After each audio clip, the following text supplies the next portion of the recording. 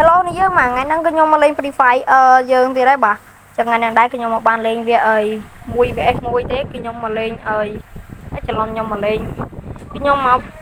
ដាក់ control របស់ខ្ញុំនិង setting របស់ខ្ញុំឲ្យអ្នកគ្នាបានចូលបានតោះចឹងយើងមើលការបាញ់និងការលេងរបស់ខ្ញុំនេះខ្ញុំអត់តដាក់ណានេះដាក់ហេនេះបានចូលបានសោះហេតែ setting ហ្នឹងវាមិនចូល 90% ហើយតោះឥឡូវយើងមើលអ្នកគ្នាចឹងគឺយើងបើកមកនេះ200នេះដាក់ចាំខ្ញុំមិនដឹងចូលបាននេះគឺយើងដាក់មកទាំងអស់មកបាទកន្លែងនេះគឺយើងហើយនេះយើងមើលកន្លែងនេះយើងដាក់137អូខេចុះចាប់ហើយតោះចឹងហើយសម្រាប់អាហ្នឹងគឺវាអត់ចូលក្បាលច្បាស់ទេបាទវានេះហ่าបើថាចូល90%ទៅ60%ចឹងអានេះគឺជា control របស់ខ្ញុំចាំខ្ញុំតម្លាក់នៅ comment ឲ្យចាំនេះយើងទៅ copy ឲ្យដាក់ទៅតោះចឹងគឺវាមិនប្រកាសថាចូលក្បាល100%ទេបាទគឺវាចូល90%ទៅ70%នេះយើងមើលការបាញ់ខ្ញុំបានគឺវាចូលក្បាលខ្លះចូលខ្លួនខ្លះមិនមែនដូចម៉ូតទេបាទហ្នឹងតយើងត្រូវការហាត់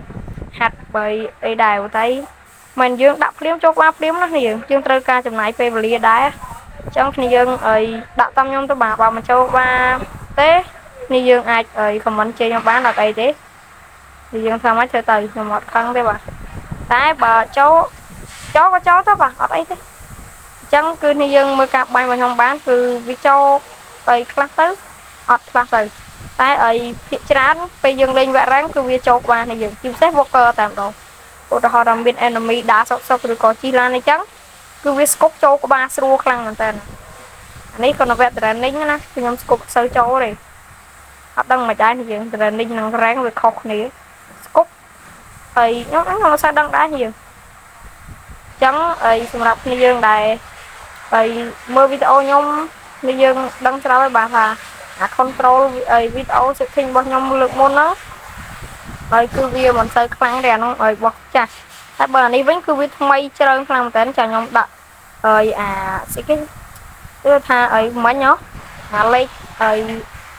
នេះរបស់ខ្ញុំតោះចឹងបាយបាយគ្នាយើង